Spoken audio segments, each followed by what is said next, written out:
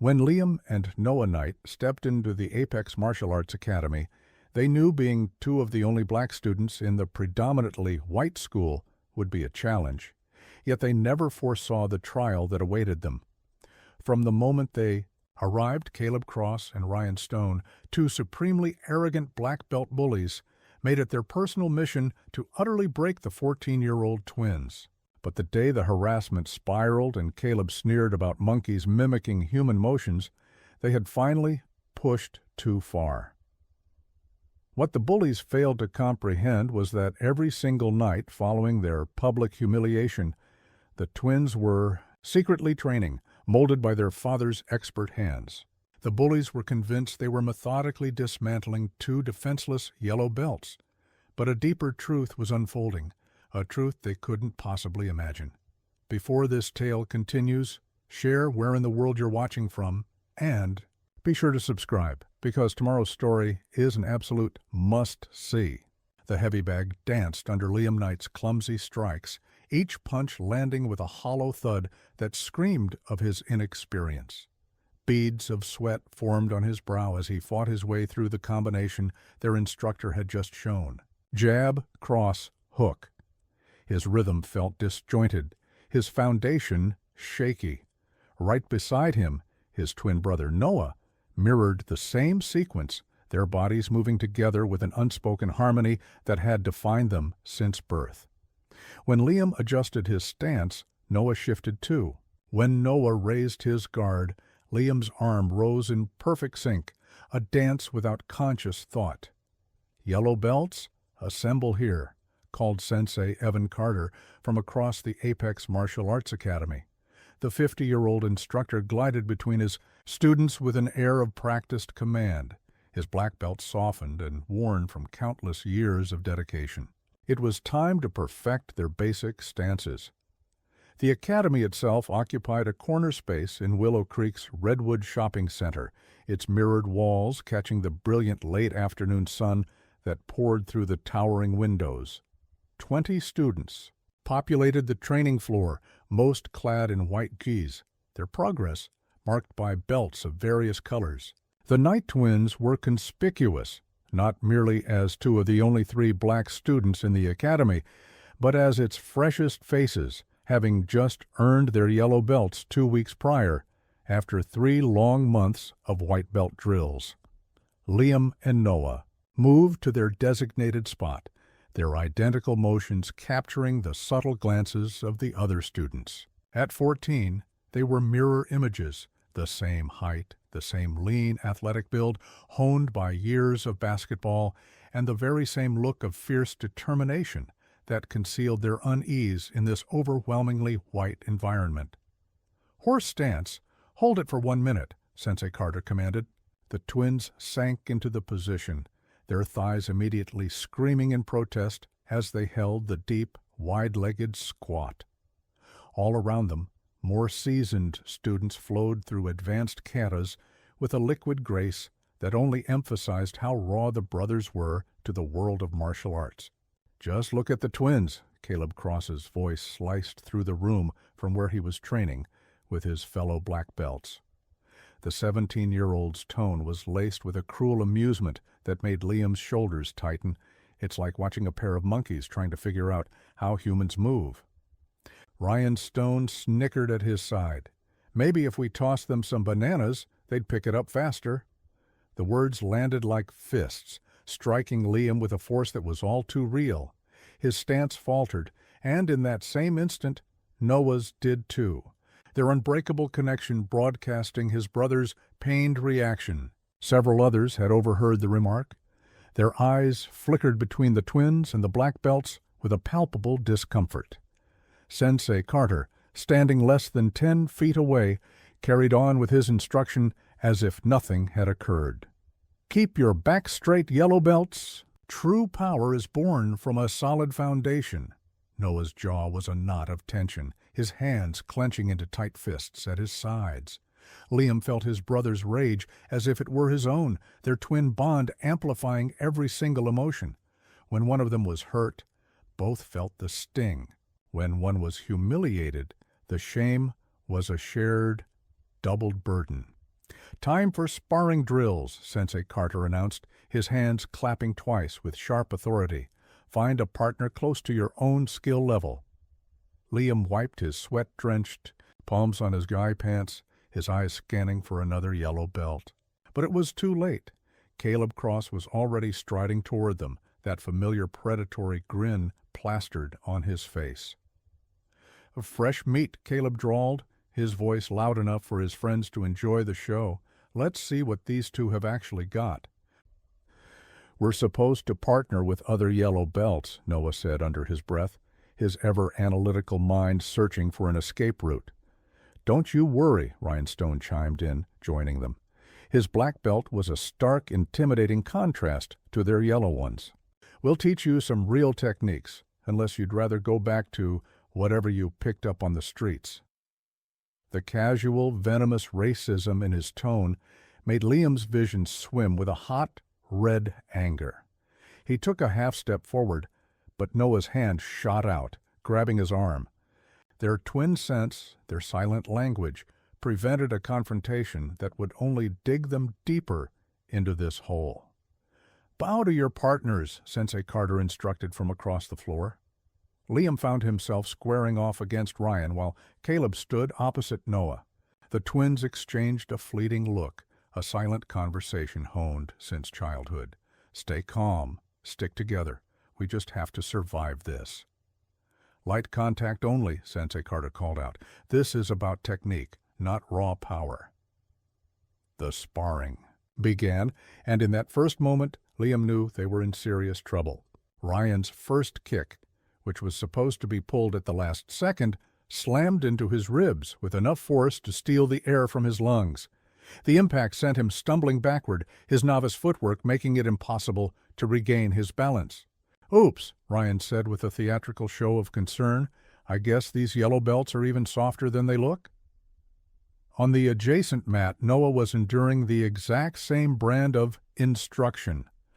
Caleb's light contact punches were landing with a stinging precision that spoke of deliberate, targeted aggression. When Noah attempted to counter with one of the simple combinations they had learned, Caleb effortlessly batted it aside and answered with a leg sweep that sent Noah crashing hard to the mat. "Just stay down there," Caleb sneered, making no offer to help him up. "That's where you belong anyway." Noah pushed himself to his feet, a war of embarrassment and fury raging in his expression. Liam felt every ounce of his brother's humiliation, their psychic link making the abuse a doubly agonizing experience. The sparring dragged on for 10 more brutal, agonizing minutes.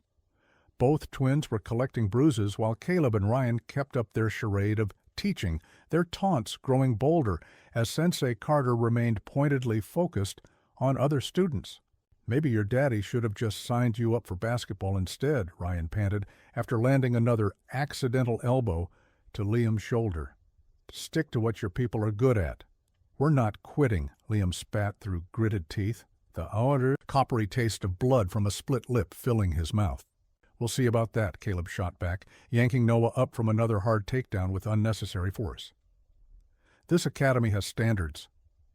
As the session mercifully came to an end, the twins gathered their gear in a pained, heavy silence. Both were limping, their yellow belts a glaring symbol of how utterly outmatched they had been.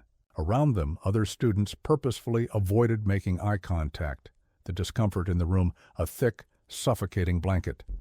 "Good work today," Sensei Carter announced to the class. "Remember, martial arts builds character through discipline and respect." The irony of his words was a bitter pill for the twins to swallow. As they limped toward the exit, Liam caught sight of Caleb and Ryan whispering near the equipment rack, their voices just loud enough to carry. "Won't last another month." Daddy's probably in prison anyway." "Should stick to their own kind of places."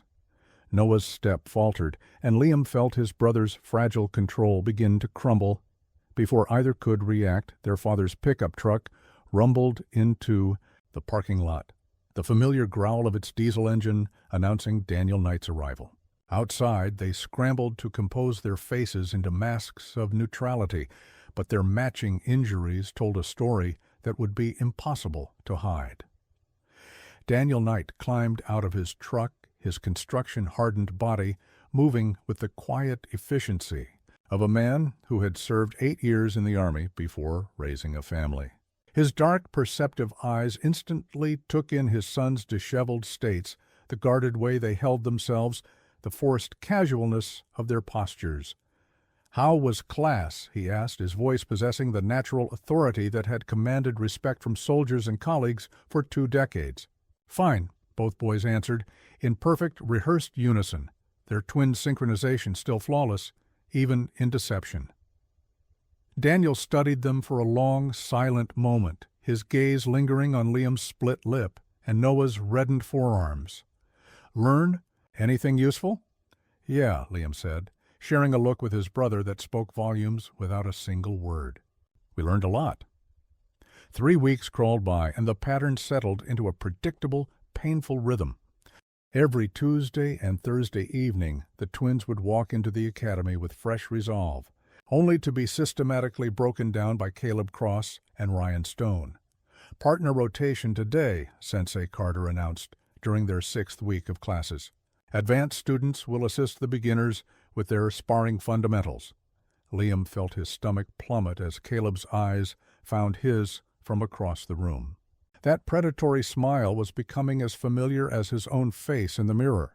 "Looks like Christmas came early," Ryan muttered to Caleb, his voice loud enough for several students to overhear. "Fresh targets." The sparring session started with what seemed like genuine instruction. Caleb demonstrated a simple blocking technique to Noah, his movement slow and deliberate for the benefit of any parents watching from the observation area. "See how I position my arm," Caleb said, his voice carrying the patient, encouraging tone of a dedicated mentor. "You try it." Noah copied the move, and Caleb nodded in apparent approval. Then, with no warning at all, his follow-up strike slipped past Noah's guard and slammed into his solar plexus. Noah folded in half, gasping for air. "You dropped your guard," Caleb said with false sympathy. "In a real fight, that hesitation gets you hurt." Liam started to move toward his brother, but Ryan intercepted him, his hand clamping down on his shoulder. "Your brother has to learn for himself, unless you think he's too weak to handle real training." The challenge was a hook hanging in the air. Liam knew that to refuse was to abandon Noah, but to accept meant submitting to Ryan's own unique brand of instruction. "I can handle whatever you've got," Liam said, his voice more steady than he felt. Ryan's grin spread across his face. "Good, let's work on combinations." What ensued was 20 minutes of systematic abuse disguised as teaching. Ryan's strikes consistently landed with more force than necessary. His corrections were accompanied by shoves and trips that sent Liam sprawling onto the mat. "You're too aggressive," Ryan said after dropping Liam with a leg sweep. "Your people always think force is the answer to everything, but martial arts is about control." The racial undertone was just subtle enough to be deniable, yet it cut deep enough to draw emotional blood. Liam felt his anger simmering, that familiar fire that Noah usually helped him keep in check. But his brother was across the mat, trapped in his own private hell. Meanwhile, Noah was struggling against Caleb's increasingly violent demonstrations. Every single technique seemed to end with Noah on his back, winded and disoriented. "Maybe you should think about a different hobby," Caleb suggested, as he helped Noah up from another punishing throw. "Something more natural for you. Basketball, maybe running." "I'm not quitting," Noah said, his quiet defiance earning him another brutal drill. From his perch near the front desk, Sensei Carter observed the sessions with what looked like complete satisfaction. When worried parents inquired about the intensity of the training, he would speak about building character through adversity. "Traditional martial arts aren't for everyone," he explained to one mother whose son had asked to switch partners. "We maintain high standards here." After class, the twins sat in their father's truck, pressing ice packs to their various aches and pains. The silence between them was heavy, filled with a shared frustration and a growing sense of desperation. "Dad's going to notice eventually," Noah said at last, shifting the ice on his bruised ribs. "We tell him we're learning," Liam replied. "Which is true. Learning what? That we don't belong here?" Liam turned to look at his brother's profile. Despite being identical twins, their responses to hardship had always been different. Liam's anger burned hot and fast, while Noah internalized everything, letting it fester until it consumed him from the inside out. "We belong anywhere we want to be," Liam said with conviction. "They don't get to decide that for us. Tell that to my ribs." 2 days later, Daniel Knight made an unexpected move. Instead of just dropping the boys off at the academy entrance, he parked his truck and walked them inside, explaining that he wanted to watch a class. The twins shot nervous glances at each other as their father took a seat in the small area reserved for parents. Daniel's presence instantly changed the entire atmosphere. His military posture and the clear, protective aura he projected created a buffer the boys hadn't felt in weeks. "Mr. Knight," Sensei Carter approached him with a professional smile. "It's good to see a parent taking an interest in their children's training." "I'm always interested in my boys' education," Daniel replied, his tone polite but his eyes sharp as they scanned the room. That evening's class was a completely different experience. Caleb and Ryan still played their roles as senior students, but their taunts were more veiled, their physical contact more carefully measured. The racial undertones were still there, but they were delivered with a surgical precision designed to fly under the radar of any adult observers. "Good effort today," Caleb told Noah after a particularly grueling grappling session. "You're really improving. Your father must be proud of how well you're adapting to our environment." The word adapting was heavy with unspoken meaning, but it was delivered with such apparent sincerity that Daniel, watching from across the room, saw only encouragement. Ryan used similar tactics with Liam, offering praise that was laced with condescension. "You're getting better at taking direction. It's good to see you learning your place in the hierarchy." After class, Daniel had a brief chat with Sensei Carter about the boys' progress. "They're dedicated students," the instructor said. "Natural athletes, but they need to understand that martial arts is about more than just physical skill. It's about fitting into a structured environment." "They're good kids," Daniel replied. "They've been raised to respect authority and work hard. I can see that with the right guidance, they'll find their proper level here." The phrase "proper level" resonated with subtle implications that went right over Daniel's head. But for the twins, it was like another physical blow. During the drive home, Daniel expressed his satisfaction with what he had seen. "Looks like you boys are getting some good training in there. That Carter fellow runs a tight ship." "Yes, sir," both boys replied, their synchronized response a mask for the bitter irony of their father's approval. "Those older students seem helpful too. It's good to see experienced kids taking the newcomers under their wing." Liam stared out the passenger window, the familiar streets blurring into a meaningless smear. His father's interpretation of the events felt like they were living in two different realities, one where mentorship replaced torment, where guidance was a cover for systematic humiliation. "They're teaching us a lot," Noah said quietly from the back seat. And, technically, it was the truth. They were learning about institutional racism, about how authority figures could enable abuse through willful blindness, about how victims could be utterly isolated even in a crowded room. "That's what I like to hear," Daniel said, pulling into their driveway. "Martial arts builds character, teaches you to handle whatever life throws at you." As they grabbed their gear bags, Liam caught his brother's eye in the truck's dome light. The same thought passed between them, a silent, unspoken understanding. They were handling what life was throwing at them, just not in the way their father imagined. That night, lying in the darkness of their shared bedroom, the twins finally spoke freely about their situation. "It's not getting any better," Noah whispered into the shadows. "I know. What if we told Dad the truth?" Liam thought about it. Their father had always taught them to fight their own battles, to never back down from a challenge, to earn respect through sheer perseverance. How could they explain that the entire system was rigged against them? "He wouldn't believe it," Liam said finally. "He saw Carter tonight. He saw Caleb and Ryan. Everything looked normal to him." "Because they made it look normal?" "Exactly. And if we complain, we just look like quitters, like we can't handle real training." Noah was silent for so long that Liam thought he had fallen asleep. Then his brother's voice cut through the darkness, filled with a resolve that mirrored Liam's own burning determination. "Then we get better, strong enough that they can't hurt us anymore." "How?" "They're black belts. We just got our yellow belts." "I don't know yet," Noah admitted, "but there has to be a way." Outside their window, the suburban street was peaceful under the glow of the streetlights, a perfect picture of the American dream their parents had worked so hard to give them. Inside that room, two 14-year-old boys were plotting their survival in a war their father couldn't see, and their instructors refused to acknowledge. The 8th week of classes started just like all the others, with Liam and Noah packing their gear while their father sipped his morning coffee in the kitchen. Daniel had been working overtime on a big commercial project, and the exhaustion was plain to see in the dark circles under his eyes. "You boys need a ride home tonight?" he asked, glancing at his watch. "I might be able to swing by after my meeting with the electrical contractor." "We can walk," Liam said quickly.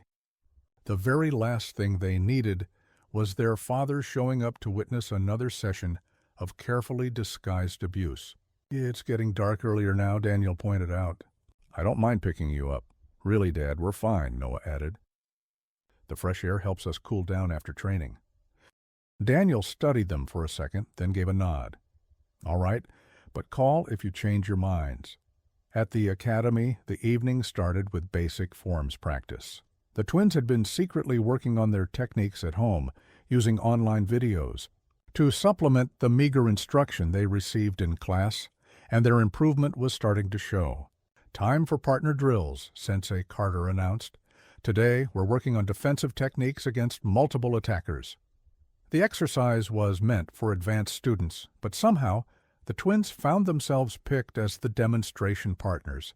Caleb and Ryan volunteered to show the proper technique, their eagerness setting off alarm bells that went completely ignored by their instructor.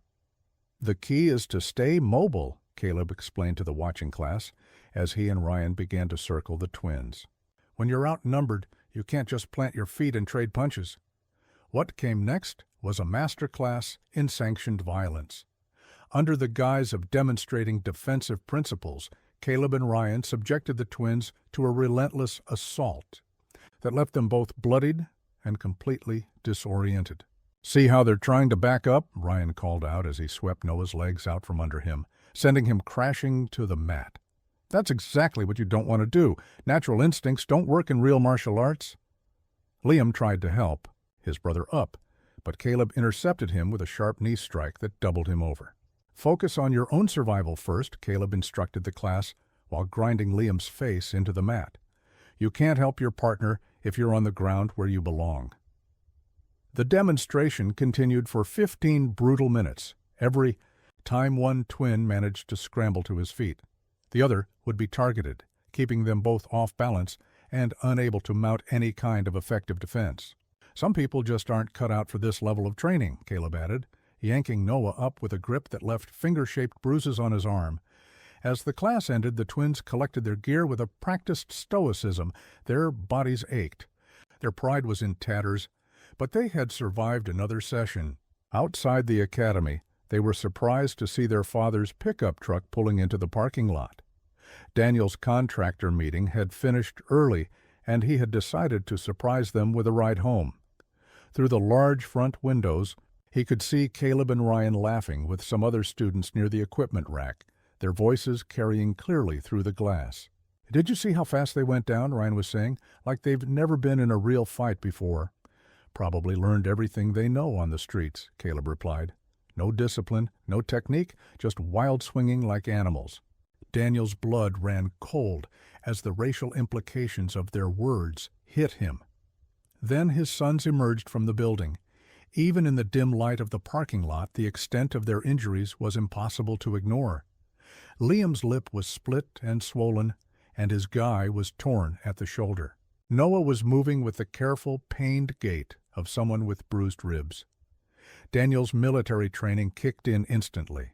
He'd seen enough injured soldiers to recognize systematic abuse when he saw it. "Get in the truck," he said quietly, his voice a tightly controlled fury.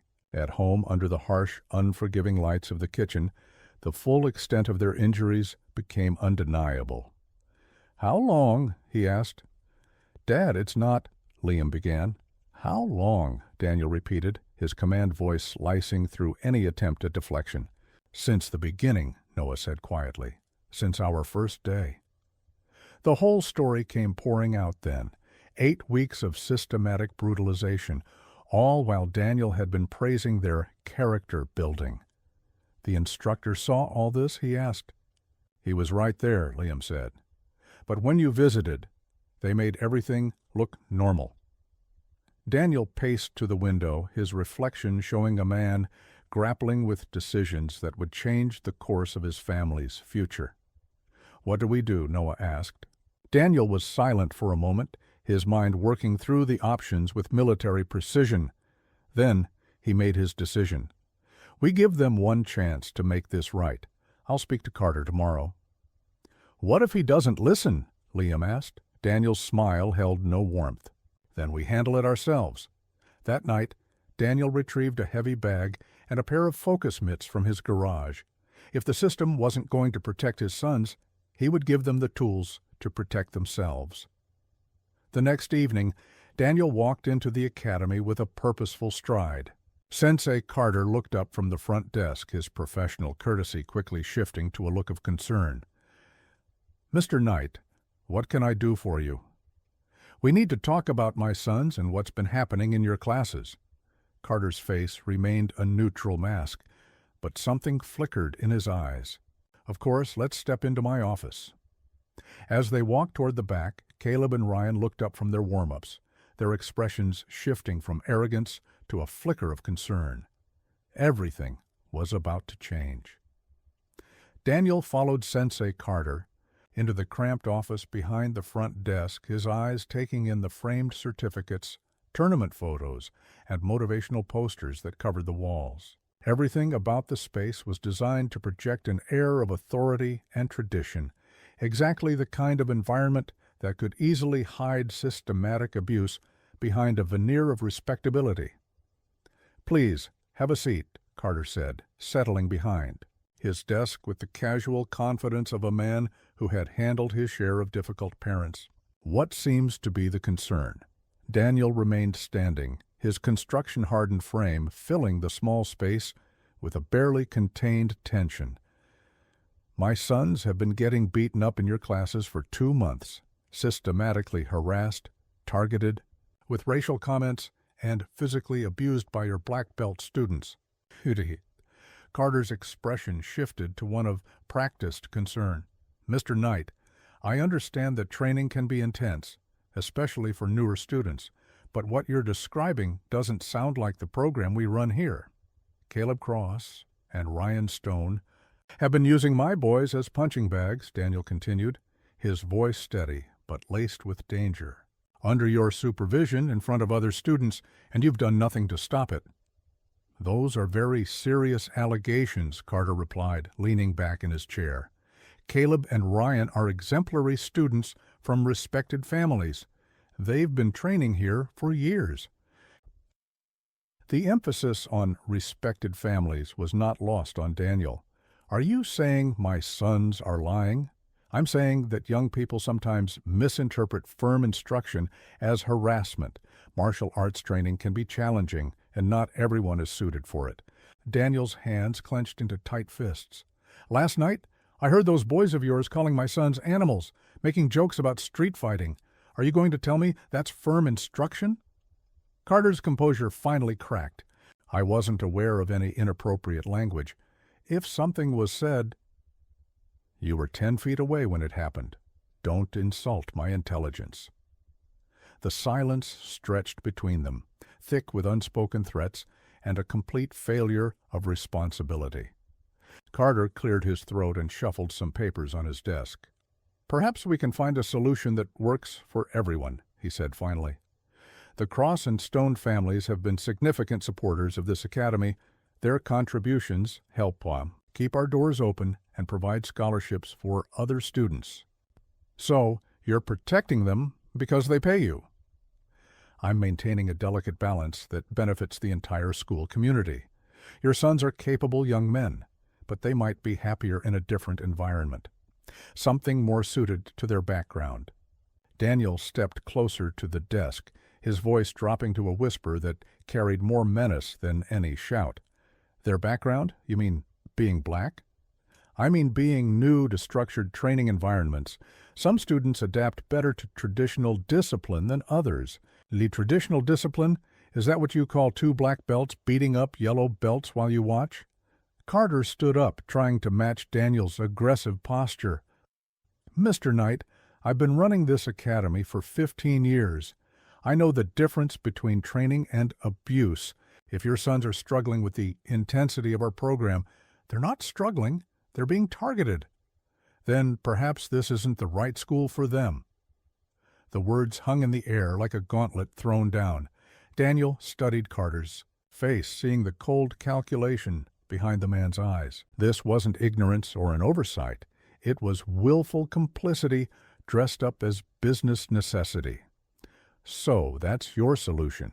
My sons leave quietly, and you continue taking money from racist parents to let their kids terrorize anyone who doesn't fit their idea of what belongs here. I'm trying to find a practical resolution to a difficult situation. Daniel turned toward the door, then paused. You have until tomorrow night to fix this.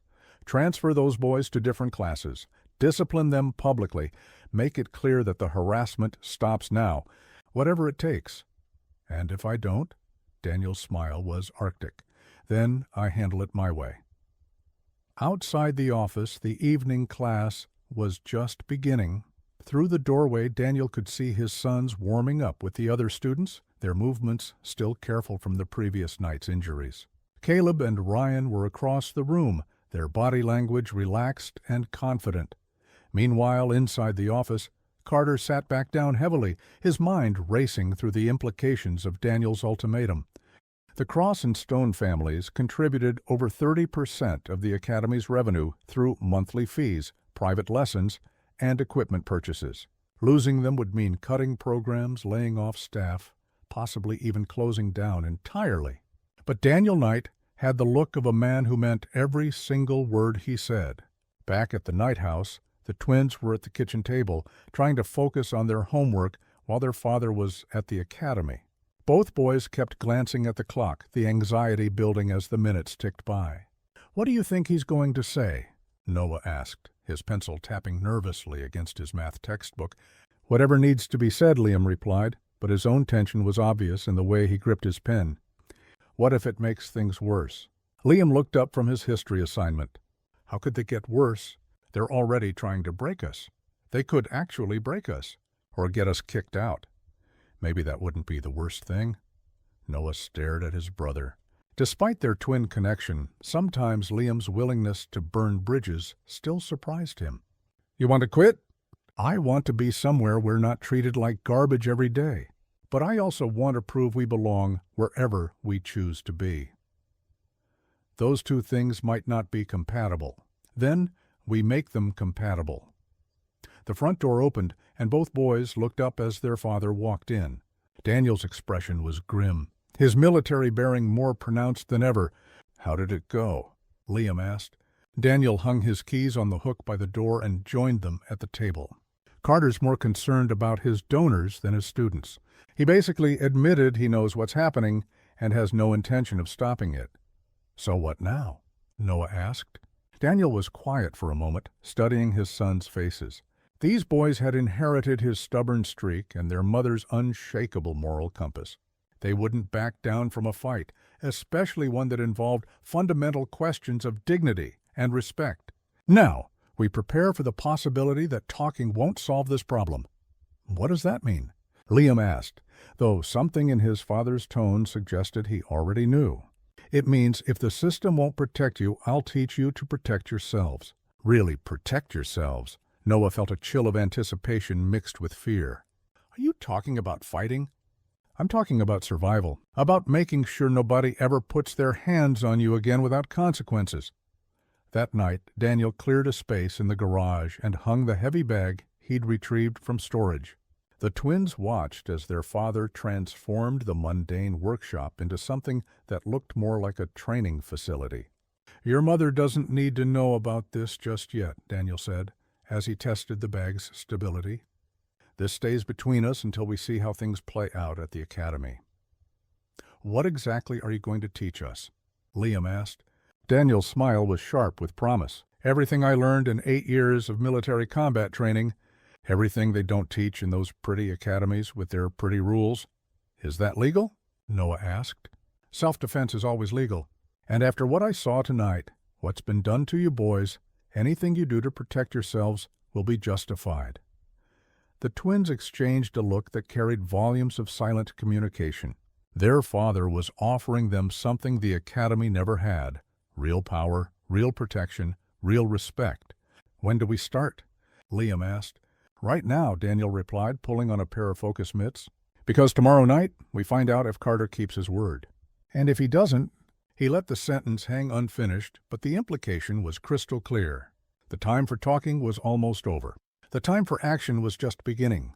The garage felt different at 10 Fouad that night, transformed from a mundane workspace into something that hummed with purpose and possibility. Daniel had moved his truck outside and rearranged tools and equipment to create an open training area. The heavy bag hung from a reinforced beam, swaying slightly in the cool evening air. "First lesson," David said, wrapping his hands with cloth strips. "Everything you've learned at that dojo is designed to make you predictable. Traditional stances, traditional combinations, traditional responses. In a real fight, predictable gets you hurt." Liam and Noah stood side by side, still wearing their school clothes, unsure of what to expect from their father's version of martial arts instruction. "Dad, we're not trying to hurt anyone," Michael said carefully. "We just want them to leave us alone." Daniel's laugh was humorless. "Son, they've been hurting you for 2 months. This isn't about starting fights. It's about ending them quickly when they start with you." He demonstrated a basic stance that looked nothing like what they'd learned at the dojo. Lower, more mobile, hands positioned for striking rather than blocking. In the Army, we didn't have time for fancy forms or elaborate techniques. We learned to neutralize threats efficiently and move on. That's what I'm going to teach you. For the next hour, David ran them through drills that emphasized speed, aggression, and targeting vulnerable areas. No ritualized sparring, no pulled punches, no concern for tournament rules. "Hit the solar plexus, the throat, the knees," he instructed, holding focus mitts for Liam to strike. "Don't worry about looking pretty. Worry about making sure the other guy can't continue." The twins adapted quickly, their natural athleticism and months of basic training providing a foundation that Daniel built upon with military precision. More importantly, they began to understand the mental shift their father was teaching, from defensive victims to aggressive defenders. "The next time that stone kid grabs you," Daniel told Liam, "you don't try to escape the grip. You use it to get closer and hit him where it counts." "What if we get in trouble?" Noah asked. "For defending yourselves against documented bullies? Let them try to explain that to your mother." Meanwhile, across town, the Cross family sat around their dining room table, discussing their son's martial arts progress. Richard Cross, a successful insurance executive, took pride in Caleb's advancement through the belt ranks and his position as one of the dojo's senior students. "The Sensei Carter mentioned there might be some issues with newer students," Richard said, cutting into his steak. "Something about cultural differences affecting training dynamics." Caleb nodded, keeping his expression neutral. "There are these twin kids who started a few months ago. They're having trouble adapting to the discipline." "What kind of trouble?" his mother asked. "They get frustrated easily. Sometimes they don't show proper respect to senior students. Carter's been working with them, but they might not be a good fit for traditional martial arts." Richard frowned. "That's unfortunate. But not everyone is suited for the kind of character building that real martial arts provides." "Exactly," Caleb agreed. "Some people just aren't cut out for it." The conversation continued in this vein, with Caleb carefully crafting a narrative that positioned himself and Ryan as patient mentors, dealing with difficult students. His parents listened with the satisfaction of people whose worldview was being confirmed. Some families understood discipline and respect while others simply didn't. Back in the night garage, the training session was intensifying. Daniel had moved beyond basic strikes to combination attacks and defensive counters. "They're going to try to use their size and belt rank to intimidate you," he said, circling the twins with predatory focus. "But size means nothing if you're faster and more aggressive than they expect." He demonstrated a sequence that involved closing distance, striking multiple targets, and creating space for follow-up attacks. The movements were brutal in their efficiency, designed to overwhelm rather than out-technique an opponent. "This isn't about being better martial artists than they are," Daniel explained. "It's about being better fighters. There's a difference." Liam threw a combination that landed solidly on the focus mitts, the impact resonating through the garage. For the first time in months, he felt powerful rather than helpless. "That's it," Daniel encouraged. "Now add the knee strike we practiced. Don't give them time to recover." Noah's progress was equally dramatic. His analytical nature helped him understand the tactical principles behind each technique, while his suppressed anger provided the emotional fuel to execute them with conviction. "Remember," Daniel said as they finished for the night, "this training stays between us. At the dojo, you act the same as always. Don't let them know what you're learning here." "How long do we keep pretending?" Liam asked. Daniel's smile was sharp with anticipation. "Until the right moment presents itself. And, trust me, it will." The next evening at the dojo, the twins returned to their usual routine of enduring harassment and systematic abuse. But something fundamental had changed in their bearing. They still took the hits, still absorbed the insults, but their reactions were different, more controlled, more calculating. "You're getting better at taking punishment," Ryan observed, after a particularly brutal sparring session. "Maybe you're finally learning your place here." Liam met his eyes steadily. "We're learning a lot." Caleb noticed the change, too.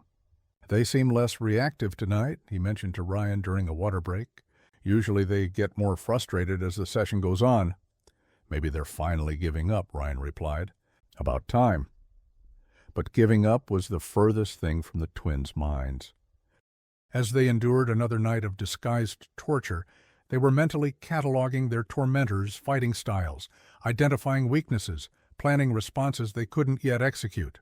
Sensei Carter, meanwhile, was growing increasingly uncomfortable with the situation. Daniel Knight's ultimatum weighed heavily on his mind, but the financial realities of running the dojo made meaningful change seem impossible. After class, he pulled Caleb and Ryan aside. "I need you boys to be extra careful with the Knight twins," he said quietly.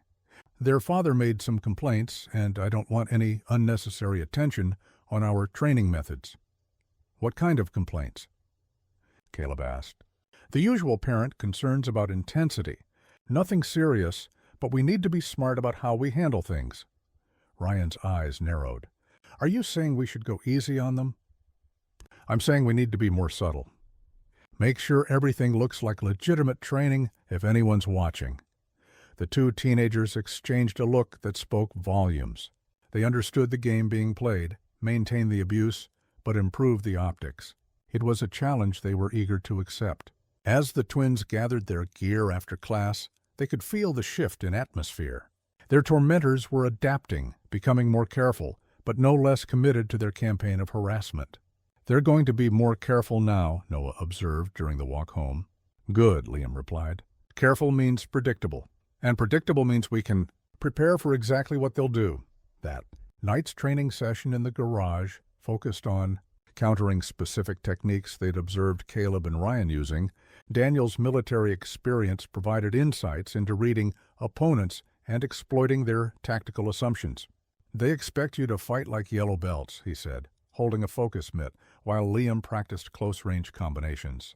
"When the time comes, you'll fight like soldiers." The transformation was remarkable. In just 2 training sessions, the twins had begun to shed their victim mentality and embrace something far more dangerous, the mindset of predators waiting for their moment to strike. 4 weeks of secret training had transformed the night garage into a battlefield laboratory. The heavy bag bore the marks of countless combinations, and the concrete floor showed scuff marks where the twins had practiced footwork drills until muscle memory replaced conscious thought. "Tournament registration closes tomorrow," Daniel announced, setting down the local martial arts magazine that featured advertisements for the upcoming Summit County Championship. "You boys ready to make a decision?" Liam wiped sweat from his forehead, his breathing steady despite the intense training session they just completed. A month of his father's instruction had added muscle definition to his frame and confidence to his movements. "We're ready," he said without hesitation. Noah was quieter, studying the tournament flyer with analytical intensity. "Dad, this says they have divisions for different belt levels. We'd be competing against other yellow belts." "Not if you enter the open division," Daniel replied, his tone carrying implications that made both boys look up sharply. "The open division is for anyone regardless of rank," Liam said slowly, understanding dawning in his voice. "Including black belts." "Including Caleb and Ryan," Noah added. Daniel nodded. "The question is whether you're ready to show everyone what you've really learned. Not just defend yourselves, but dominate opponents who think they're superior to you." The garage fell silent, except for the gentle creaking of the heavy bag's chain. This was the moment all their training had been building toward. Not just physical preparation, but a fundamental choice about who they wanted to be. "If we do this," Noah said carefully, "there's no going back. Win or lose, everyone will know we're not the same kids who started at that academy." "Are you the same kids?" Daniel asked. Liam flexed his hands, remembering the helpless frustration of those early weeks when every technique failed and every session ended in humiliation. "No, we're not. But what if we lose?" Noah pressed. "What if 4 weeks of training isn't enough to beat kids who've been doing this for years?" Daniel's smile was fierce with paternal pride. "Son, they've been doing karate for years. You've been learning to fight. There's a difference." Later that night, the twins found themselves alone in their shared bedroom, wrestling with the moral complexity of their situation. "This feels wrong," Noah said quietly. "All the lying, the secret training, the planning for revenge." "What feels wrong is letting them think they can treat us however they want," Liam replied. "What feels wrong is a system that protects bullies because their parents write checks. But if we hurt them at the tournament, if we defend ourselves at the tournament, there's a difference." Noah was quiet for a moment. "Is there?" "Dad's not teaching us self-defense. Liam, he's teaching us to be weapons. Maybe that's what we need to be. Or maybe that makes us just like them." The E-Bot conversation revealed the fundamental tension that had been building throughout their month of secret preparation. They'd gained the physical skills to match their tormentors, but the moral questions remained unresolved. Meanwhile, in his own bedroom, Daniel stared at the ceiling and grappled with his own ethical dilemmas. He'd spent his adult life teaching his sons about honor, respect, and working within systems to solve problems. Now he was training them to circumvent those same systems through violence. But the memory of his boys' injuries, the racist comments overheard through academy windows, the institutional indifference of Sensei Carter, all of it justified what he was doing, didn't it? The final decision was made during their conversation the following evening in the garage. "The tournament is in 3 weeks," Daniel said, looking at each of his sons in turn. "If we're going to do this, I need to register you tomorrow. After that, there's no backing out. What exactly are we signing up for?" Noah asked. "Just the tournament, or everything that comes after?" Daniel's expression grew serious. "Son, the moment you step into that ring and show what you can really do, everything changes. The academy, the other students, probably the community. You'll be making a statement that can't be taken back." "Good," Liam said firmly. "I'm tired of being quiet about who we are and what we can do." Noah looked at his brother, seeing the determination that had carried them through months of systematic abuse. Despite his reservations, he knew Liam was right. They'd tried being victims, tried working within the system, tried enduring in hopes that things would improve naturally. Nothing had worked except becoming strong enough to demand respect. "Okay," Noah said finally. "Let's do it," Daniel nodded, pride and apprehension warring in his expression. "Then tomorrow I register my sons for the open division of the Summit County Championship, and we spend the next 3 weeks making sure you're ready for whatever comes next." As they began their evening training session, all three night men understood they'd crossed a line from which there would be no retreat. The tournament would be more than a competition. It would be a reckoning. The Willow Creek Community Center buzzed with nervous energy as competitors, families, and spectators filled the converted gymnasium for the Summit County Championship. Banners from various dojos hung from the rafters, and multiple rings had been set up across the polished floor. The Knight twins sat in folding chairs near the registration table, their yellow belts stark against the sea of higher-ranked competitors, warming up around them. "Knight Liam and Noah," the tournament coordinator called out, checking his clipboard. "You boys sure you want the open division? We've got a nice yellow belt bracket that might be more appropriate." "We're sure," Liam replied, his voice steady, despite the butterflies in his stomach. Daniel stood behind his sons, watching Caleb Cross and Ryan Stone stretch with their teammates from Apex Martial Arts Academy. Both teenagers wore their black belts with casual arrogance, their conversation peppered with laughter as they glanced toward the Knight family. "Look who decided to show up," Ryan said loud enough to carry across the warm-up area. "This should be entertaining," Caleb nodded toward the twins. "I almost feel bad for them. Almost." Sensei Carter approached the group, his expression mixing surprise with barely concealed annoyance. "Mr. Knight, I wasn't aware your sons were competing today." "Lots of things you're not aware of," Daniel replied evenly. "Ring 3, open sparring division," the announcer called. "First match, Ryan Stone versus Noah Knight."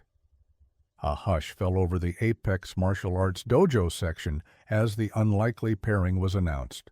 Several parents exchanged knowing looks, anticipating a quick demonstration of why belt rankings existed. Noah walked to the center of Ring 3, his yellow belt drawing stares and whispered comments from the crowd. Ryan followed with the confident swagger of someone expecting an easy victory. "Bow to your opponent," the referee instructed. Noah's bow was respectful but not subservient. Ryan's was perfunctory, almost mocking. "Fighters ready? Begin." Ryan immediately launched into an aggressive combination, expecting to overwhelm his opponent with superior technique and experience. His first kick whistled through empty air as Noah sidestepped with fluid precision that shouldn't have been possible for a yellow belt. The counterattack came faster than anyone expected. Noah closed distance with explosive speed, landing a sharp punch to Ryan's solar plexus that doubled him over. Before Ryan could recover, Noah followed with a knee strike that caught him in the ribs, driving the air from his lungs. "Point Knight," the referee called. Ryan's face went white with shock and humiliation. This wasn't possible. Yellow belts didn't score against black belts, especially not with such clinical precision. Ryan reset, his casual arrogance replaced by desperate aggression. He launched another attack, throwing wild combinations fueled by panic and embarrassment. Noah absorbed the initial strikes on his guard, then countered with surgical precision. A hook to the body followed by an uppercut that snapped Ryan's head back. The black belt stumbled backward, his nose bleeding, his eyes wide with shock and growing rage. "Point Knight. Match Knight." Ryan stood frozen in the center of the ring, his face cycling through disbelief, humiliation, and burning fury. His mouth opened and closed wordlessly as the reality of his defeat sank in. When the referee raised Noah's hand in victory, Ryan's composure finally cracked. "This is impossible," he shouted, his voice cracking with emotion. "He's a yellow belt. This doesn't make sense." Meanwhile, Liam was called to Ring 2 for his match against Caleb Cross. The older boy's confidence had evaporated, watching his friend's humiliation replaced by barely controlled panic. "This won't happen to me," Caleb hissed, as they faced off, his voice shaking with desperation. "I've been doing this since I was 8 years old." "Good for you," Liam replied calmly. The match began with Caleb employing frantic aggression, throwing everything he had learned in years of training. But Liam had learned patience during those weeks of systematic abuse, and he waited for his moment. When Caleb committed to a high kick, Liam ducked under and drove an elbow into his opponent's exposed ribs. The impact was audible throughout the gymnasium, and Caleb's scream of pain carried clearly to the shocked spectators. Before Caleb could recover, Liam grabbed his off-balance opponent and threw him with a hip toss that sent the black belt crashing to the mat with bone-jarring force. Point night, Caleb struggled to his feet, tears of rage and humiliation streaming down his face. The crowd was openly buzzing now, parents and competitors trying to process what they were witnessing. The second exchange was brief and devastating. Caleb came forward with wild, desperate strikes. Liam countered with surgical precision. A straight punch to the throat, followed by a sweep that sent Caleb tumbling. Point night. Match night. Caleb lay on the mat for several seconds, his body shaking with sobs of pure humiliation. When he finally stood, his face was a mask of hatred and wounded pride. The gymnasium erupted in confused chatter as both Knight twins stood victorious. The Apex Martial Arts Dojo section exploded into chaos. "This is fraud!" Richard Cross shouted, storming toward the tournament officials. "Those boys aren't yellow belts. They're sandbaggers." Bill Stone was right behind him, his face purple with rage. "They've been hiding their real skill level. This is cheating." Sensei Carter joined the angry parents, his voice shaking with desperation. "There's been some kind of mistake.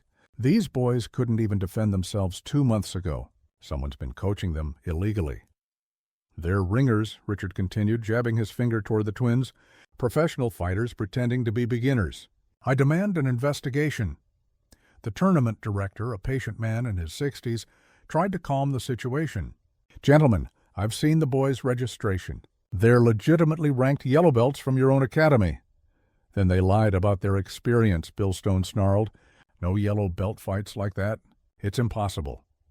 Meanwhile, Caleb and Ryan stood together near their dojo's seating area, their humiliation complete and public. Both teenagers were fighting back tears of rage, their carefully constructed image of superiority shattered in front of everyone they knew. "This isn't over," Caleb whispered, his voice thick with emotion. "They made us look like fools in front of everyone."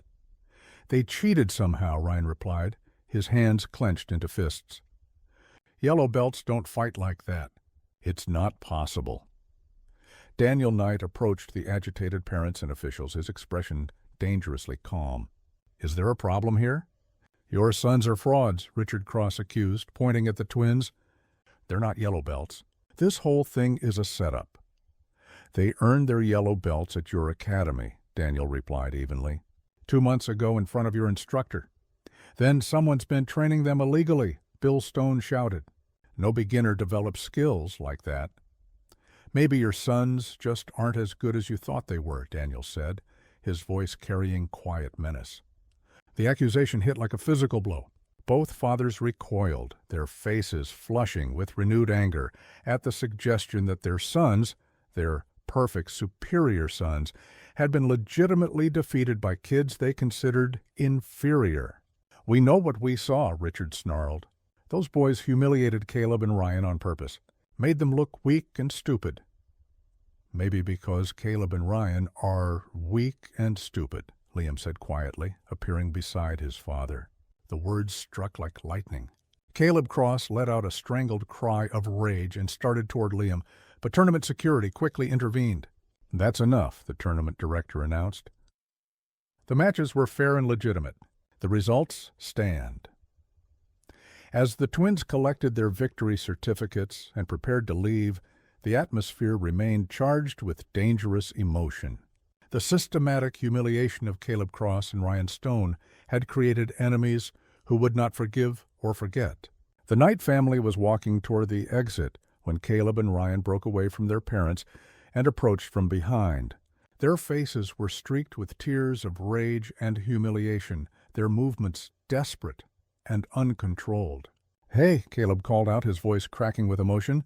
Liam and Noah turned around, still riding the high of their victories. They saw 2 defeated bullies approaching, but failed to recognize the dangerous desperation in their eyes. "You think you're so smart?" Ryan snarled, closing the distance. "I think you proved something today." "We proved we're better than you," Liam replied, his confidence making him careless. It was exactly what Caleb and Ryan needed to hear. Their humiliation reached a breaking point, and all pretense of sportsmanship evaporated.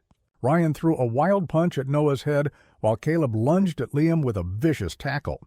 Both twins went down hard, caught completely off guard by the cheap shots.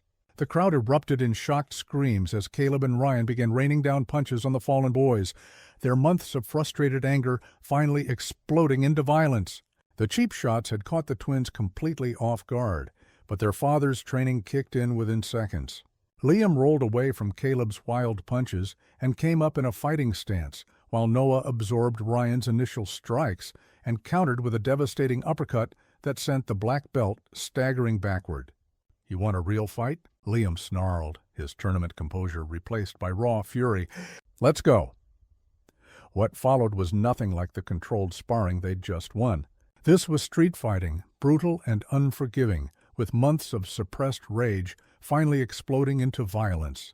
Liam caught Caleb with a combination that split his lip and bloodied his nose, while Noah systematically dismantled Ryan with the kind of precise strikes their father had drilled into them during those secret training sessions. "Stop, stop," the tournament director shouted, but his voice was lost in the chaos as spectators scrambled away from the expanding brawl. Caleb tried to tackle Liam again, but the twin sidestepped and drove a knee into his opponent's ribs that folded him in half. Ryan managed to land a wild haymaker on Noah's shoulder, but the counterpunch that followed sent him crashing into a folding chair. Security guards finally reached the melee, grabbing all four fighters and forcibly separating them. Caleb and Ryan were both bloodied and battered, their black belts torn and stained with their own blood. The twins, while breathing hard, showed significantly less damage, despite being jumped from behind.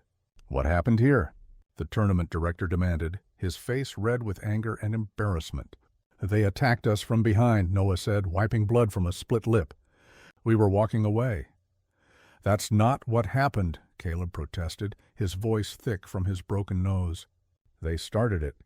They've been provoking us all day." "By beating you fair and square?" Liam shot back. Daniel Knight pushed through the crowd, his face a mask of controlled fury, as he assessed his son's condition. Both boys were upright and alert, but the fact that they'd been jumped after legitimately winning their matches sent his protective instincts into overdrive. "Are you boys all right?" he asked, his hands checking for serious injuries. "We're fine, Dad," Liam replied. "Oh, better than them." Richard Cross and Bill Stone arrived at the same time, their faces cycling between concern for their sons and rage at the situation. Both Caleb and Ryan looked like they'd been through a meat grinder, their martial arts pride ground into dust along with their physical dignity. "This is assault," Richard shouted, pointing at the twins. "Those boys attacked my son." "After your son jumped them from behind," Daniel replied, his voice dangerously quiet. In front of 200 witnesses, the tournament director consulted with his security team and several officials who had witnessed the incident. The conversation was brief and decisive.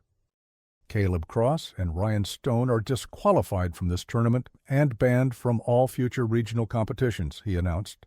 "Attacking opponents after legitimate matches is completely unacceptable." "What about them?"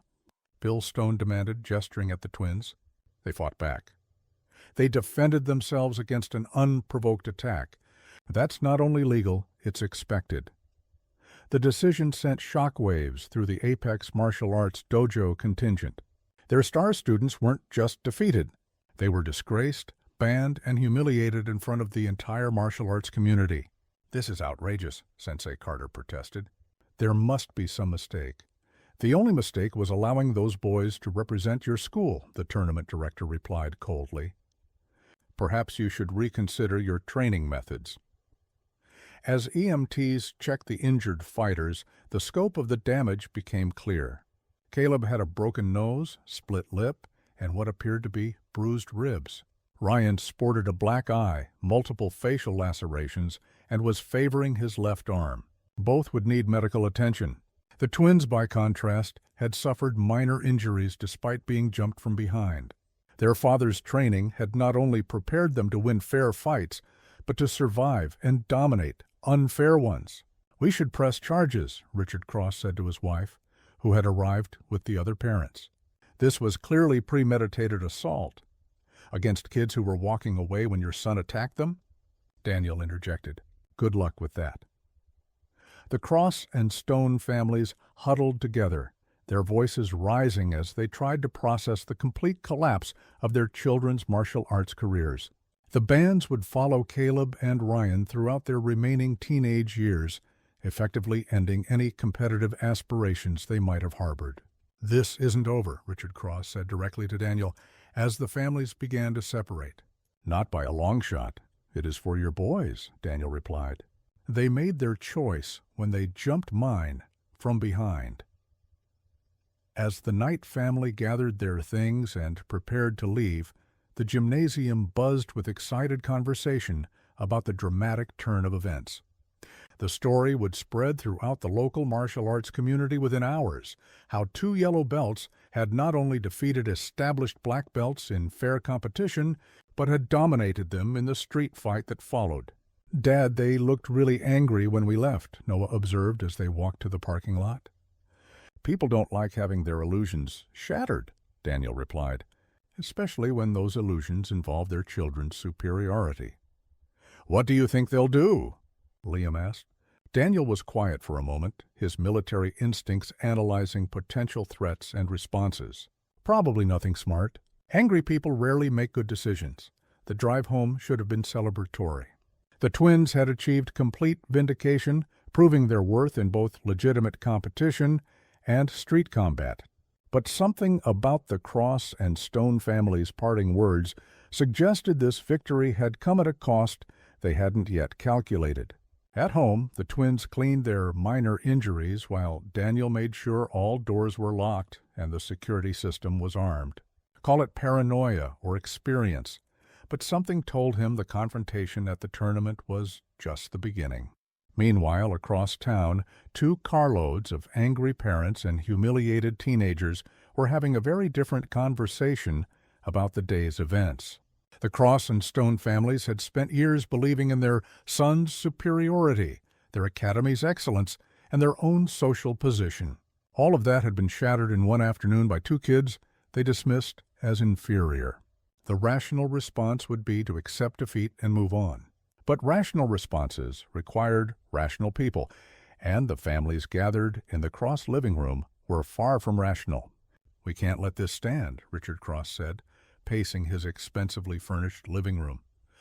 "Our boys were humiliated, banned, destroyed in front of everyone we know." "It's not fair," Ryan mumbled through his swollen lips.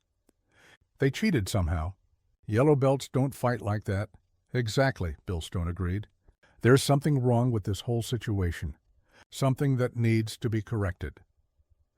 As the evening wore on, their anger crystallized into something more dangerous than disappointment. It became a plan that involved following the Knight family home and having a more private conversation about respect and consequences.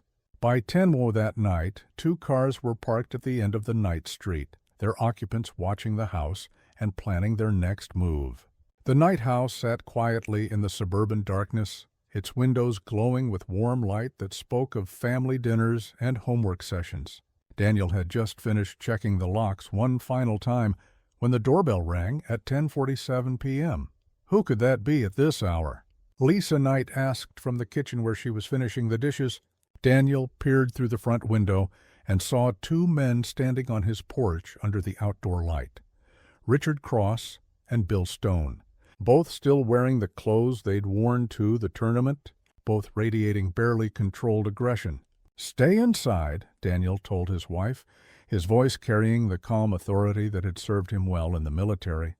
"Take the boys to their room." "What's wrong?" Lisa asked, immediately sensing the tension in her husband's posture. "Nothing I can't handle. Just do what I said."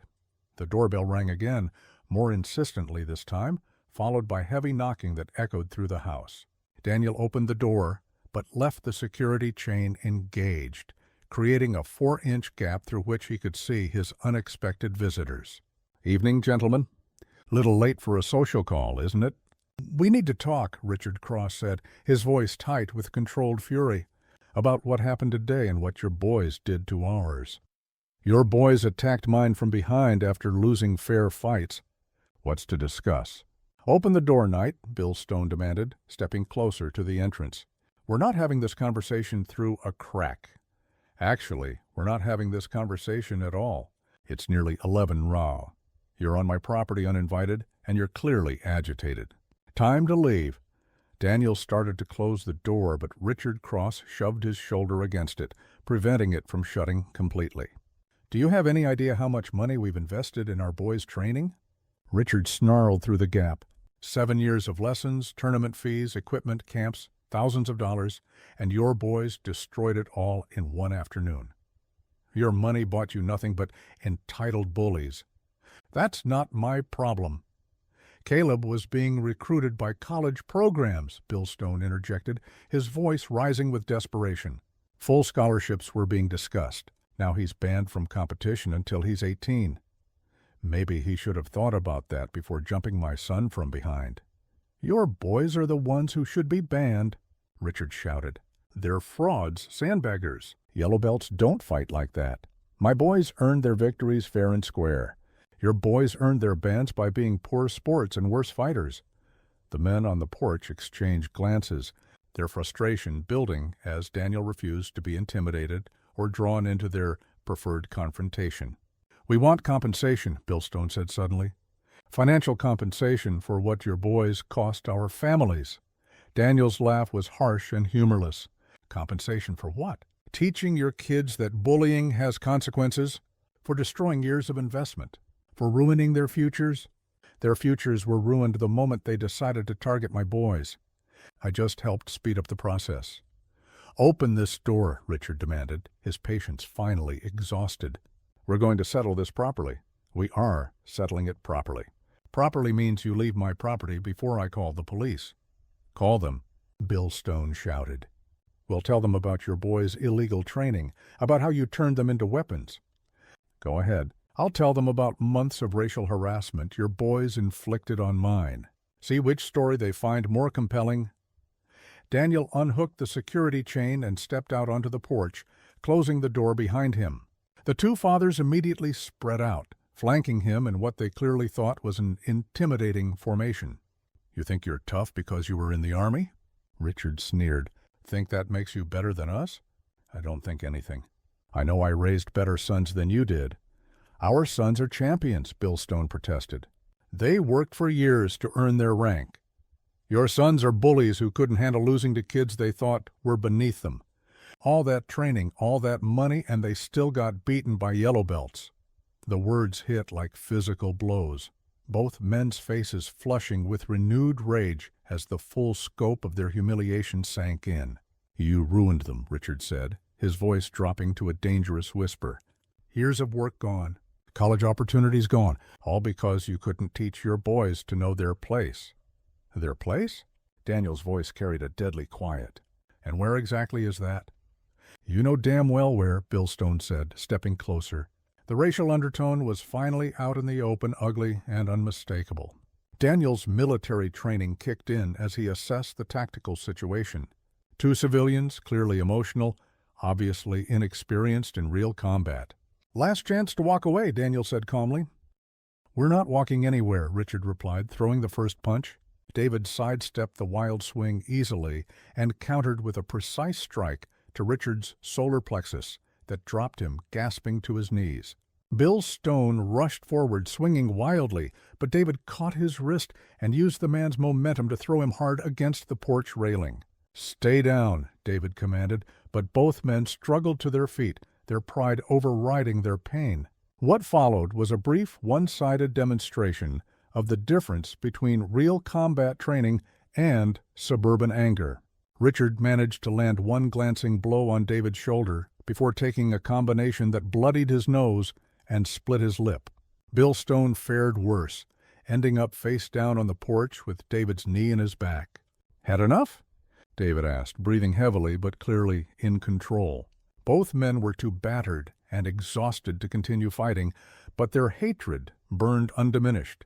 "This isn't over," Richard gasped, blood streaming from his nose.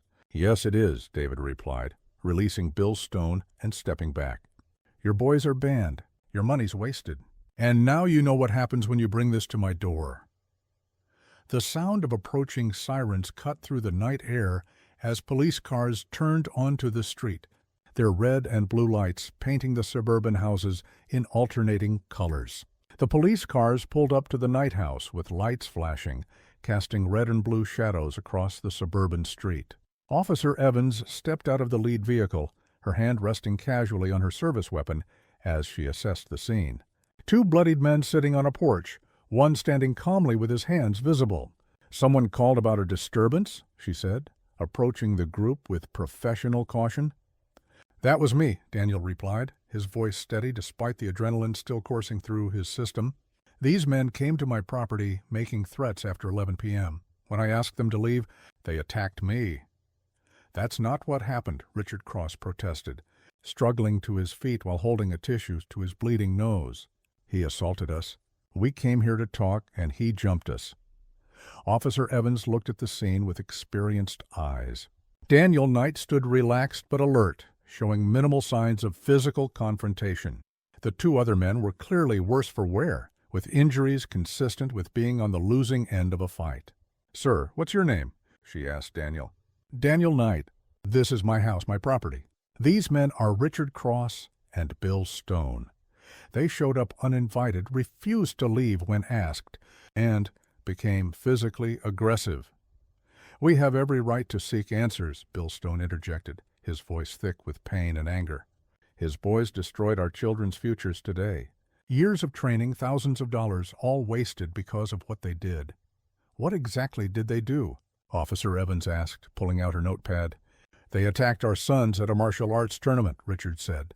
"Beat them up in front of hundreds of people." Daniel's laugh was humorless. "My sons won legitimate matches against their boys in fair competition. Then their boys jumped mine from behind afterward. Security footage will confirm everything." Officer Evans's partner, Officer Grant, had been speaking with neighbors who had emerged to investigate the commotion. He approached the group with additional information. "Neighbors confirmed they heard shouting and saw these two men approach the house aggressively," he reported. "Mrs. Diaz across the street says she saw them push against the door when the homeowner tried to close it. They were trespassing," Daniel said calmly. "I asked them to leave multiple times. When they refused and became physical, I defended myself." "Defended himself?" Richard's voice cracked with indignation. "Look at us. Look at what he did." Officer Evans studied both injured men, then looked at Daniel's relatively unmarked appearance. "Sir, do you have any military or law enforcement background?" 8 years Army, including 2 combat deployments," Daniel replied. The officer nodded, understanding immediately why the fight had been so one-sided. 2 angry civilians against a trained soldier was never going to end well for the civilians. "Here's what's going to happen," Officer Evans announced. "Mr. Cross, Mr. Stone, you're both going to receive citations for trespassing and disturbing the peace. Mr. Knight, you're within your rights to defend your property and yourself. But I strongly recommend everyone cool down before this escalates further." "Citations?" Bill Stone sputtered. "He assaulted us. You were on his property at 11 p.m., making threats after he asked you to leave. In this state, that's called trespassing and harassment. The fact that you came out worse in the fight doesn't change who initiated the confrontation." Richard Cross wiped blood from his nose, his face a mask of rage and humiliation. "Our boys are banned from competition because of what his kids did. 7 years of training gone, college scholarships gone, and now we're the ones getting cited. Your boys are banned because they attacked other competitors after losing matches," Officer Evans replied. "That's a martial arts organization decision, not a legal one, unless you want to add filing false reports to your citations." The threat hung in the air as both men realized their night was only getting worse. They'd come seeking confrontation and validation, but found only additional humiliation and legal consequences.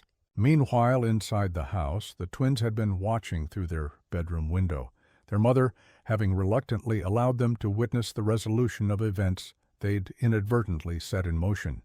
"Dad's okay," Liam whispered, relief evident in his voice as they watched their father speaking calmly with the police. "More than okay," Noah replied, noting the battered condition of their former tormentors' fathers. "Looks like those guys learned the same lesson their sons did." Lisa Knight stood in the doorway, her nurse's training warring with her protective instincts as she watched her husband handle the aftermath of violence with military precision. "Your father's always been good at taking care of problems," she said quietly. Outside, the police were finishing their paperwork and preparing to clear the scene. The two injured fathers sat in the back of separate patrol cars, their citations being processed while they received basic medical attention for their injuries. "Mr. Knight," Officer Evans said, approaching Daniel as the situation wound down, "you handled yourself well tonight, but I'd recommend installing security cameras and maybe varying your family's routine for a while. People like this sometimes hold grudges." "Already planned on it," Daniel replied. "Thank you for responding so quickly. Just doing our job. And Mr. Knight, your boys did good today. Sometimes bullies need to learn that actions have consequences." As the police cars pulled away, taking Richard Cross and Bill Stone to face booking and citations, Daniel stood on his porch, surveying the quiet suburban street. The confrontation he'd been expecting since the tournament was over resolved decisively in favor of his family. The twins emerged from the house, their faces mixing relief with the residual adrenaline from the night's events. "Is it over, Dad?" Noah asked. Daniel looked at his sons, both stronger, more confident, and more capable than they'd been just months ago. They'd faced systematic bullying, overcome institutional indifference, and emerged victorious against opponents who'd considered them inferior. "It's over," he said firmly. "They know now that you boys aren't victims, that our family isn't going to be pushed around, and, most importantly, they know that actions have consequences." Liam nodded, understanding the deeper lesson their father was teaching. "We don't start fights, but we finish them." "Exactly. But we also don't go looking for trouble. Tonight was about them bringing trouble to us. That's different." As they headed inside, Daniel took one last look at his quiet neighborhood. Tomorrow, there would be paperwork to file, security systems to install, and probably difficult conversations with school administrators and tournament officials. But tonight, his family was safe. His sons had learned the value of standing up for themselves, and two bullying fathers had discovered that their children weren't the only ones who could face consequences for their actions. The lesson was complete, the victory total, and the transformation of the Knight twins from victims to victors absolutely final. 6 weeks after the tournament, the Apex Martial Arts Academy sat empty, except for Sensei Evan Carter, who was packing equipment into cardboard boxes with the methodical resignation of a man watching his life's work crumble around him. The investigation had been swift and thorough. The Regional Martial Arts Association had interviewed students, parents, and tournament witnesses, creating a damning picture of systematic harassment enabled by an instructor who prioritized donor money over student safety. Carter's teaching certification had been revoked, and the Academy's charter with the national organization permanently suspended. 30 families canceled their memberships in 2 weeks, Carter muttered to himself as he wrapped his black belt collection in tissue paper. 15 years of building this place, gone. The financial reality had been brutal. Without the Cross and Stone families' substantial monthly contributions, with parents pulling their children en masse after learning about the harassment scandal, the Academy couldn't meet its lease payments. The landlord had been sympathetic, but firm. Businesses that generated negative publicity weren't welcome in his shopping center. Meanwhile, across town at the newly opened Resilience Martial Arts Center, the Knight twins were demonstrating techniques to a group of younger students. The new dojo, run by a former Marine named Master Lee, had attracted many of the families who'd fled Apex after the scandal broke. "Remember, martial arts is about protecting yourself and others," Liam explained to an 8-year-old white belt who was struggling with a basic block. "It's never about hurting people who can't defend themselves." "That's right," Master Lee added, watching the twins work with their students. "These young men understand what real martial arts means. Strength used to protect, not to bully." The twins had advanced rapidly under Master Lee's guidance, earning their orange belts within a month of joining the new school. More importantly, they'd found their place as respected senior students who helped newer members adapt to training without fear of harassment. "I heard Caleb Cross is working at his dad's insurance office now," Noah mentioned during a break between classes. "Ryan Stone is doing online school instead of going back to Willow Creek High." "Good," Liam replied without malice. "Maybe they'll learn something useful." The ripple effects of the tournament had extended far beyond the martial arts community. Richard Cross's insurance business had lost several clients after word spread about his late-night confrontation at the Night House. Bill Stone had been passed over for a promotion at his law firm, his professional reputation tarnished by the police citations and associated publicity. At Willow Creek High School, the story had become legend. The Knight twins, once seen as quiet newcomers, were now known as the brothers who'd taken down the town's martial arts bullies and exposed corruption at the most established dojo in the area. "It's weird being famous for fighting," Noah confided to his brother as they walked home from the new dojo. "People keep asking us to tell the story." "Better than being famous for getting beaten up," Liam replied with a grin.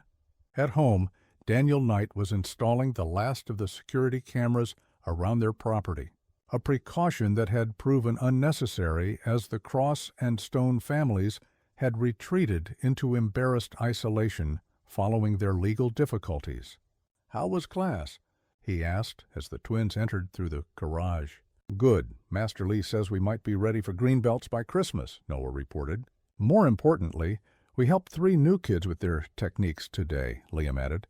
"Nobody gets picked on at our new school," Daniel nodded with satisfaction. The transformation was complete. His sons had gone from victims to protectors, using their hard-won skills to ensure other children wouldn't face the systematic harassment they'd endured.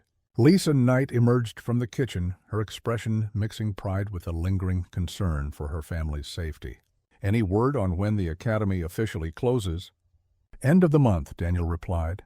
"Carter's been trying to sell his equipment, but most schools won't touch anything associated with his program." "What about Caleb and Ryan? Have they found other places to train?" "Doesn't matter," Liam said firmly. "They're banned from competition until they're 18 anyway, and even then, their reputations will follow them." The conversation was interrupted by a knock at the front door, a sound that still triggered a cautious awareness in the Knight household. But this visitor was expected and welcome. Master Lee stood on the porch holding a manila envelope and wearing the kind of smile that suggested good news. "I wanted to deliver these personally," he said, handing the envelope to Daniel. "Official certificates for Liam and Noah's orange belt promotions, plus something extra." Inside the envelope were the belt certificates, along with letters of recommendation for a youth leadership program run by the State Martial Arts Association. "They want the boys to help train instructors in anti-bullying techniques," Master Lee explained. "Apparently, their story has gotten attention at the state level. Other schools want to learn how to prevent what happened at Apex." The twins exchanged glances, their silent communication as strong as ever. After months of being targets, they were being asked to help protect others from similar experiences. "We'd be honored," Noah said, speaking for both of them. As Master Lee left and the family settled into their evening routine, the transformation that had begun in a garage with a heavy bag and focus mitts reached its natural conclusion. The Knight twins hadn't just learned to defend themselves. They'd become leaders, examples of how victims could become protectors through determination and proper training. "You boys proud of what you've accomplished?" Daniel asked as they sat around the dinner table. "Proud we didn't quit," Liam replied. "Proud we proved we belonged wherever we choose to be," Noah added. "And proud we can help other kids avoid what we went through," they said together, their twin synchronization intact despite all the changes in their lives. Outside, Willow Creek continued its quiet suburban existence, but the power dynamics that had once seemed fixed and permanent had been completely rewritten. The bullies had been exposed and defeated. The corrupt instructor had lost everything, and 2 young men who had once been considered easy targets were now respected leaders in their community. Sometimes justice came slowly through courts and committees and official procedures, but sometimes it came swiftly, delivered by those who refused to accept that strength belonged only to those who abused it. The Knight twins had learned both lessons well, and they would carry them forward for the rest of their lives. I hope you enjoyed that story. Please like the video and subscribe so that you do not miss out on the next one. In the meantime, I have handpicked 2 stories for you that I think you will enjoy. Have a great day.